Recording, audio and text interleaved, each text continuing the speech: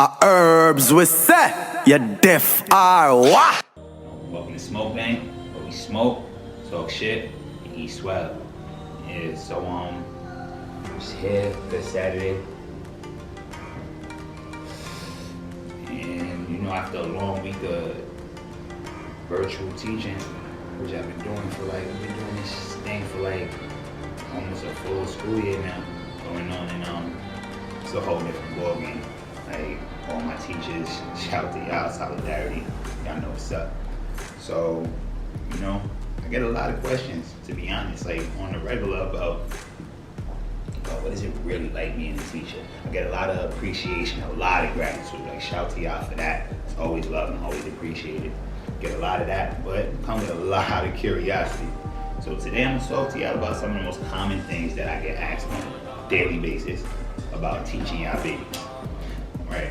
So number one, first question I get asked all the time, and I'm gonna just start off with the crazy one. Is there such thing as stupid kids? Yep. Nah, I don't really think there's such thing as a stupid kid. But then again, I'm full of shit, because there's damn sure stupid kids. There's stupid everybody.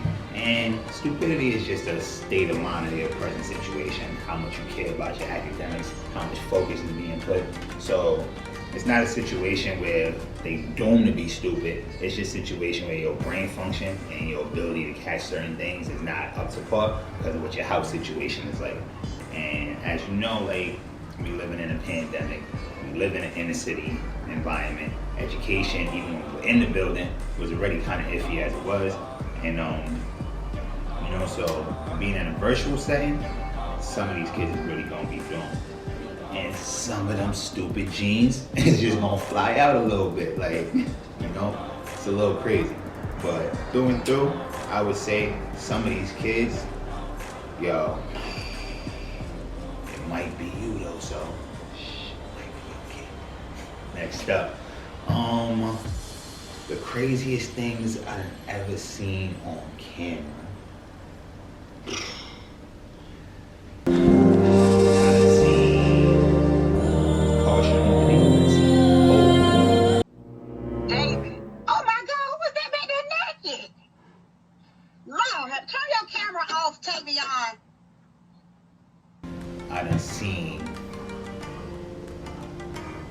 I done seen roaches. Yeah, I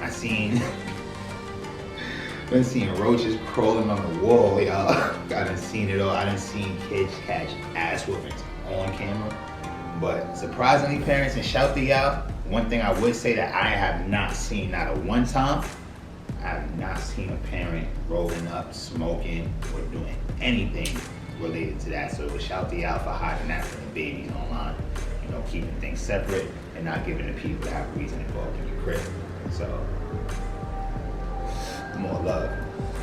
But yeah, on a daily basis, you bound to see the wildest of the wildest things. I done got kids who get told to get up and go wash dishes in the middle of class. You can't have that. Kid supposed to be learning. All type of wild out of pocket. So, nudity definitely gonna be top of the list. And again, for the thick ones with the games, appreciate y'all. Make the day go by a little quicker. This one is a little bit sensitive to talk about, but I'm gonna be honest. Somebody asked me, yo, do you work with any creepy teachers? Yeah. And I'm gonna be honest, the ones that I was most referred to and the most I think about, a lot of times, it was some of my female teachers. Man, I'm telling you, I done seen some creepy behavior. Little boy is a 5th grader, and you eyeing this boy and giving him special treatment, and closing up, and I'm catching you making eyes at this boy. He in 5th grade, shorty, that's wild, creepy. They be out there, it's all fun and games until, you feel me, it's another scandal. Another teacher that got caught touching up one of these little boys out there. So definitely been some creepy teachers, 100,000%. Now this next question is probably the hardest one for me to answer. And that is, is it possible for you to really just not like a kid, for a kid to rub you completely the wrong way? Yep. Yeah, like, can't anybody rub anybody the wrong way? Like, anybody who really raises kids, teaches kids, shows love and care for kids, knows that we allow this one saying. And that saying is, y'all say it with me, fuck dumb kids. Now, you're only allowed to say that if you really put in pain with these kids. Like, and once you really do, I'm talking about from the babies to the ones in early elementary, middle school, where your hormones start changing, high school, you start going through your attitudes, thinking you've grown, and you're putting in sacrifice after sacrifice for kids who don't understand it. So at a certain point, you gotta protect your happiness. Fuck some kids. Some of these kids is really gonna rub you the wrong way. But the important thing to remember in those situations is they all a reflection of their environment and their surroundings. Yo, I think it was 2 years ago, I was teaching first grade. I had one of my kids, a Spanish student, light white skin. He was up there at breakfast telling my black babies, my black princes and princesses, like, yo, black people born evil and black people can't go to heaven. Like, I was ready to turn it all the way upside down, this young man, but then you had to slow down and realize, like, yo, no, his son wasn't really born with that mentality. He's being taught that at home. So it's important that even though these kids rub you the wrong way, remember there's a cause and effect to all of this type of stuff. You feel me? It just gets that way. Do you have favorites? Man, listen. If parents got favorites with their own kids, you don't think teachers got favorites with other people? Of course I got favorites. And I'm not the type to make it a secret. My babies know who's mine, and the ones who not, you kind of know it too. I ain't gonna treat you crazy. I'm not gonna violate your kid, but if you feel me? If you in the circle, it's just a different experience for you. Like, and again, it's no correlation that the kids with the better parent involvement, with a little bit more stability at home. I'm not just talking about financial stability, because everybody don't have those exact means to do that. I just mean as far as the mentality, how you're speaking to your kids, how your kids think about themselves, how they relate to the world. In situations where that relationship and that back and forth is better between the parent and the child, that makes for a more well-rounded and well-adjusted child. And me and your child, we gon' hard just like that. And therefore, they getting a whole bunch of things that you're not gonna get in a regular education. They getting sauce that they're not gonna get. They're getting the extra care, they're getting pushed, they're getting challenged, they're getting shown the rewards of hard work and the rewards of being a good person. So that's the type of things I reward. I reward kindness, I reward community mindset, I reward bravery and being bold. And if I facilitate that with you, you just know you one of mine. So for sure, we got favorites. And for sure, there's gonna be a few kids that I do not like. And that's just what it is, yo. Teaching, yo, on a more serious note, teaching is like selfless, like painstaking work a lot of times, especially in a virtual setting, like, and it's really for the parents at home who've been dealing with it. The ones who do well, shout to y'all, like, we can't appreciate you enough. Like, these babies need us, they need you, and there's a school to prison pipeline through and through, and your interference with that and keeping your structure and your foundation good money at home just really helps our job like 1,000. But this teaching thing, for the ones who don't, man, listen, it get real messy real quick. Like, you got parents who sit there in the class with your kid, watching them run around and not pay attention, just letting them go on YouTube, just watching wild, crazy, non-age appropriate, content, and it's wild out of pocket. And what do you have to do? You got to sit there, and you got to sit there and just thug it out and press on, because you up here doing a public service. And no means is your time done as an adult. It's not done. But you got to set up the next. Because if we don't get to him, the enemy gonna get to him. And once that happens, what happens to our fight? It just goes along the wayside like the rest of our causes along history. So this teaching thing is not easy. It's not for the faint of heart. And for the parents, we just definitely ask that y'all show some love. Like, stop beating your kids on camera.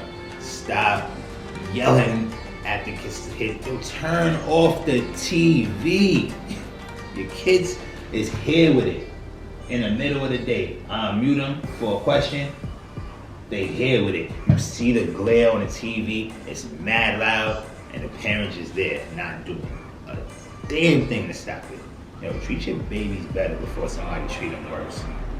Remember that, yo. But through and through, let's eat swell, yo. Yo, so we back. Guess we about to eat super swell. So yeah, courtesy of Nature's Bodega, chefed up some infused vegan quesadillas and some vegan black bean nachos with, boy, just lost my life just now. With pepper jack and pepper jack cheese and that, pepper jack cheese and the black beans, some salsa and some guac, and bust down. Alright, let's do it.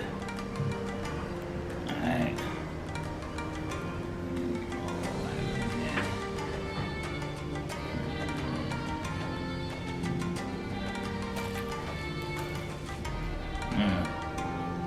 So today I'm trying to put y'all on some good film watching options coming up over the weekend or even after work if we got some time.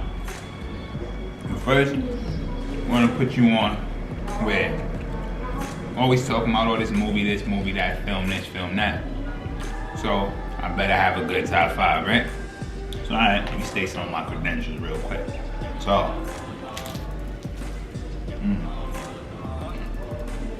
coming in after all these years, still coming in at number 1,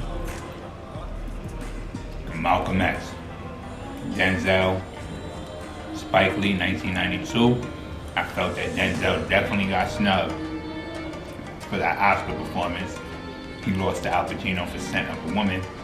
But now, I'll be the first to tell you, Spike, me and you, we went a couple years, we wasn't seeing eye to eye, but you brought me back home with the 5 Bloods, but I'll never forget what you did in that film for Malcolm X. That's still to now my number 1 film, favorite movie of all time. Number 2, I think I'm gonna go with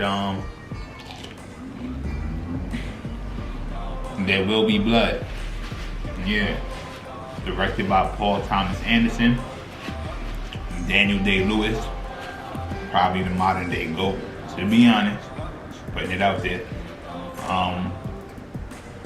Story of an oil man, Daniel Plainview.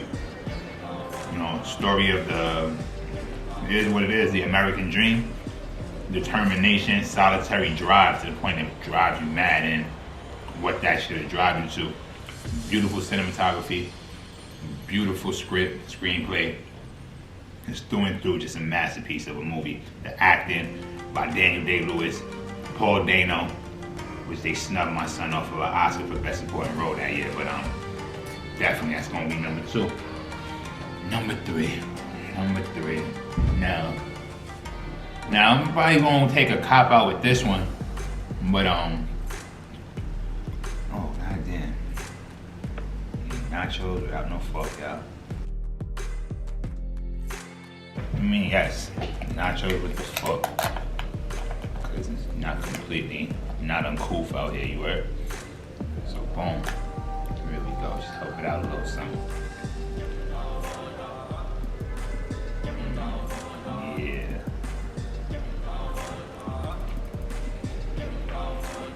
Bust down. Like I was saying, snub for my boy Paul Dano, and get no love in the Oscar. Definitely on number 3. Well, yeah, well, that was out. Probably a cop out. But probably gonna go ahead and put any Quentin Tarantino movie in there for number 3, because anyone who knows me knows that, to me, in my estimation, that is my favorite director of all time. writes some the best dialogue I've ever heard on screen ever in my life. And ooh, yeah, let's do that.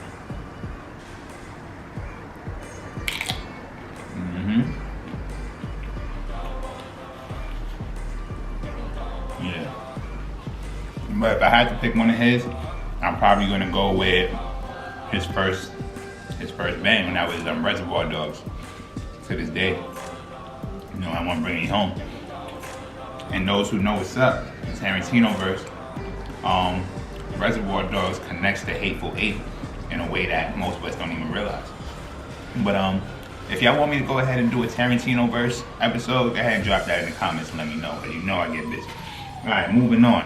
Number 4, Good Will Hunting. To this day, Good Will Hunting is still top 5, number 4 of my favorite movies. I identify with this movie like out of nowhere when I seen it. Came out in 1997. Ben Affleck, Matt Damon, 1997. First screenplay, won an Oscar for it. Best screenplay, directed by Gus Van Sant.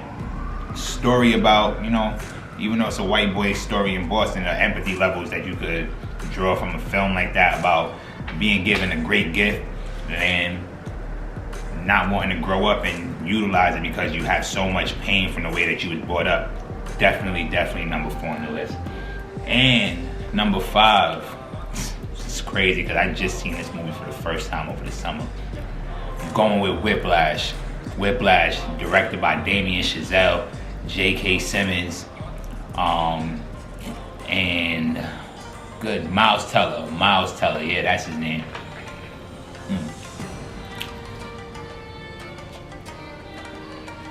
Story of a musician. He plays the drums. He goes to a school which is a fictitious equivalent of Juilliard, and his band director, Terrence Fletcher, is an absolute tyrant. It's a movie, again, another movie about determination, the human spirit, and the will to win when everyone is just doubting you out, but you know inside of you, you're built with a certain drive and a certain fire. For those of mine, people out there who like to get up, make things happen for yourself, push the envelope, this is definitely the movie for you. Yeah, most definitely. So yeah, that's my top 5 of all time.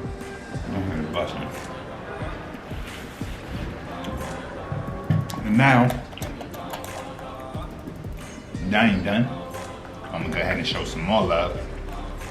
Like, yo, Boogie, seen these movies 1,000 times. These movies is wow old. Some of these, like, you gotta put me on to something else. Oh Lord, don't let my chip break. Oh Lord, pressure. All right, let's do it.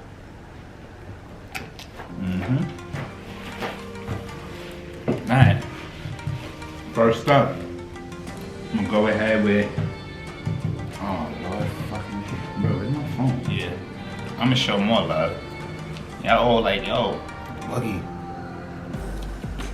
Boogie Man, like some of these movies, man, they came out ages ago. I done seen them 1,000 times, through and through. Like, what you want me to do? So, I got you. Don't even fret. Alright. So, put you on with some newer selections of some joints that I just came across over the last year. Alright. Number 1, all my crime thrillers, psychological thrillers, put you on to Prisoners, directed by Dennis Villeneuve. Pardon me if I butchered that. It is what it is. Starring my son Wolverine.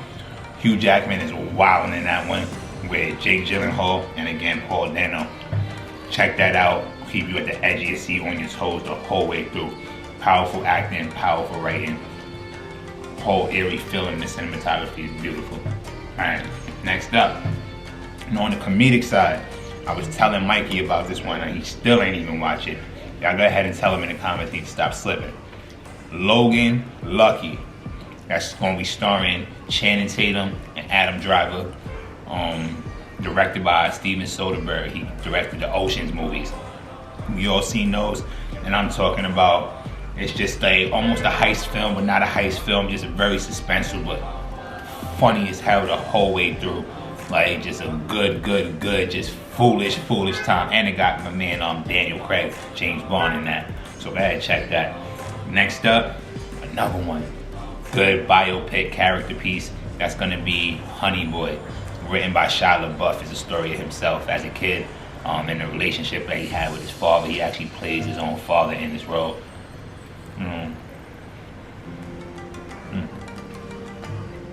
He plays his dad in this role,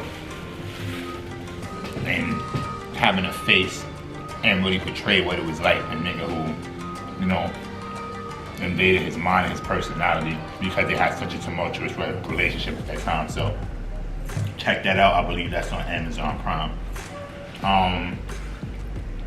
For my historical people, it's for the high class. 1917. You're gonna want to check that out. Directed by Sam Mendes. He directed American Beauty back in the day. Story of a rescue mission in World War I. That, funny enough, the story was about his great grandfather, I believe, or one of his descendants. Cinematography by the GOAT, Roger Deakins. If you don't know, get familiar. Hands down, probably the greatest cinematographer in movie history. And what he does in this movie is he does the whole thing as if it's one long shot, one take, the whole way through. It's beautiful, never been seen before. And of course, to bring it home, I show love to Outside, black independent filmmaker. This one's by the name of Premature. I believe it came out either 2019 or 2020. I saw this, it was beautiful. Directed by Rashad Ernesto Green, and he co-wrote it with Zora Howard, who also she starred in the film as well, and takes place in New York City. New York-based, beautiful story, coming-of-age story about love and finding yourself. It's so beautiful. Go ahead and check that out. Y'all go deal with that as I finish dealing with this. And you already know what to do. Like, subscribe, comment, show love to your people, y'all. One.